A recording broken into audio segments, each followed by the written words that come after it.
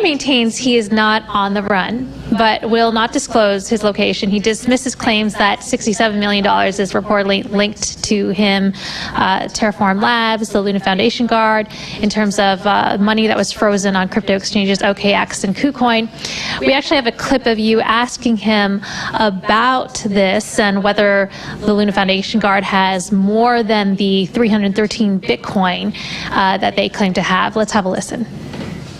So, but I feel like you're not answering this direct question, which really is about as you mentioned earlier, we were talking about the South Korean government saying that these funds were frozen, but now I'm presenting you with more like on-chain evidence that shows a similar amount of money that was at these exchanges. Are you asking the question as to whether the funds were actually frozen? But I'm also asking, what do you say to this analysis that shows that these wallets are associated with LFG and have much more than the 313 Bitcoin that you claimed? So that's not true. So LFG, the only Bitcoin that it holds is 313. But what about like TFL or you personally, any entity associated with Terra Luna? Are you asking whether TFL or myself has Bitcoin? Well, this $65 million worth that was deposited into KuCoin and OKX. Like over a video call, I wouldn't be able to identify like an on-chain audit trail or something to that effect. But what would be helpful is we've hired a sort of an on-chain analysis company, and we've worked with them to provide all the trading data at LFG. So they should be publishing a report shortly, which I think is going to provide a lot more clarity. So last month, the Luna Foundation Guard did respond that it has not created any new wallets or moved Bitcoin or other digital currencies around since May of 2022. Now, you asked him pointedly in that interview that we just played, like, do you have more than 313 Bitcoin linked to you, the LFG, TFL? He responds, are you asking, do I have Bitcoin? But I think it's very clear what you're asking him. There is some news out of that, though. The LFG is going to release a trading report in the coming weeks to disclose some of the funds and where they are. So during this back and forth, I wonder, how did you feel about his response? Well, there were a number of responses actually during the interview where, there was evidence of something, how conclusive that evidence is, it's not quite there. But in this case, this was pretty strong on-chain evidence, and he still disputed it.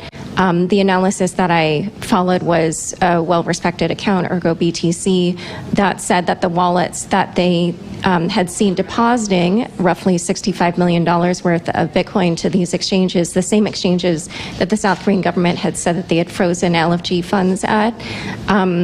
He disputed that ownership, but Ergo BTC said that back in 2021 there was a link to those entities with those wallets.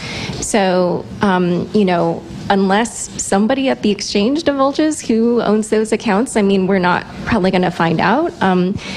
This obviously at a private company, that's their information. They're not just going to reveal that about one of their clients. So I think basically, whether or not Do was being truthful there is a question that will have to be answered later. I don't remember his exact phrasing, but he talked about like dealing with other entities, and so who knows? Like maybe it is that the trail that was followed actually, shows payments being made and other new entities being introduced. It's really hard to say, but he's sticking to his original statement. So if in the end it turns out that those accounts really do belong to the entities that people think they do, then essentially he will have misrepresented the facts there. But if it turns out, like you said, that it was more like a payment or, it was other entities making these deposits, then, then I guess it was like a faulty analysis. So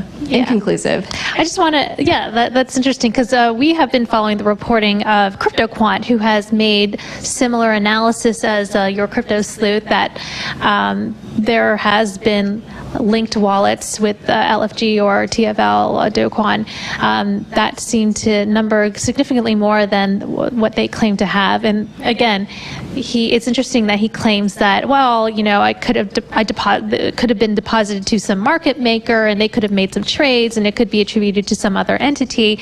So, you know, it doesn't seem to confirm or deny whether or not there was a link to those crypto exchanges, OKX or KuCoin. But you started the interview saying you did the interview with an open mind on whether Terra was a fraud or not. So after the interview, I wonder, what is your lasting impression?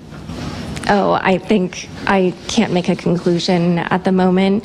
You know, when I said I was going in with an open mind, my intention was to find out more facts and more information. And even with, you know, what he said, it's just, again, kind of presenting his side of things. But until we find really hard evidence, you know, I don't think there's anything yet at this moment where we can point to, like, there was definitively fraud. There were definitely certain things that went against the crypto ethos. Sam Kessler of CoinDesk actually gave me some of his reporting that enabled me to ask a question about a DAO-like hard fork, which is, you know, the hard fork on Ethereum to rescue the DAO, where Terra actually basically did the same thing without any community discussion. And so we can easily say, okay, that sort of goes against the crypto ethos.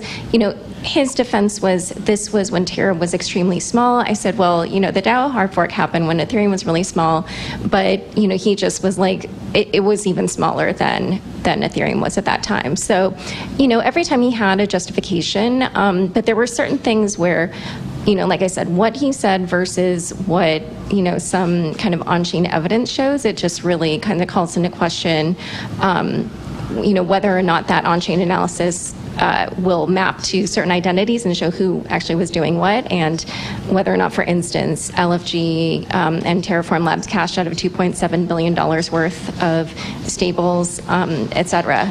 That was using something called DGen box associated with Abracadabra. So there were just a number of things where there's like questions being raised, but I don't feel that I have like definitive information to say one way or another. Yeah, and it was interesting, his response. It was always, you know, what people don't understand and what they misunderstand. People are just confused. I didn't, you know, that's not true. That's not what I mean, et cetera, et cetera. And then there were some contradictory statements. He said, you know, I'm not going back to Korea. I don't live there. But also he said, you know, I do own an apartment in Seoul. You know, it led a lot of people, because a lot of, I was just looking at some reaction on crypto Twitter. A lot of people felt he was obfuscating, he was deflecting, and, you know, not fully answering the question. So I wonder, a lot of people wondered, why did he agree to do the interview with you? Oh my gosh, that I also was wondering, and I was a little worried he was going to cancel before. But the way that it happened was that he had tweeted something, and then I quote tweeted it saying, oh, Do keeps kind of implying that the South Korean government is lying about different things. And he responded to me. So then I asked him another question back, and then he responded to that. And then I asked him another question, and he responded to that. And then so finally I was just like, do you want to come on my podcast? And he said yes, surprisingly. I had assumed his lawyers would be like, you should not do that kind of thing. But he did it. And I wonder if it kind of goes to show the level of confidence he has that he didn't do anything wrong, which is, again, you know, what he kept saying in the interview. And I did talk to someone who I won't name. I guess we can just say they're an investor in the space. I don't know if they'd be okay with me revealing what they said, but essentially their view was that actually what he did was, it fell within the norms of, you know, general DeFi founder or crypto founder behavior for the time, and that really people are sort of punishing him or viewing him poorly simply because it failed.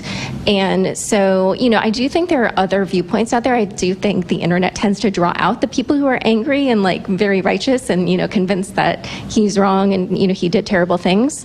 But I do think there is another prevailing viewpoint out there that, you know, none of these things is like a smoking gun, and what he did was sort of within the bounds of normal behavior. Yeah, speaking of failure, the algorithmic stablecoins, is really interesting to see him really defend algorithmic stablecoins, which have been long put into question. We've documented that on this show quite frequently, especially with Professor Ryan Clements, and whether or not using market operations to keep the UST peg, such as SDT, which was great reporting and research on that part, using BTC reserves, the high yield on the Anchor protocol, whether or not that was an admission of whether or not algorithmic stablecoins that mainly rely on arbitrage and perpetual demand by design are inherently flawed. So it was really interesting that he was continuing to defend that. But anything shocking to you out of the interview?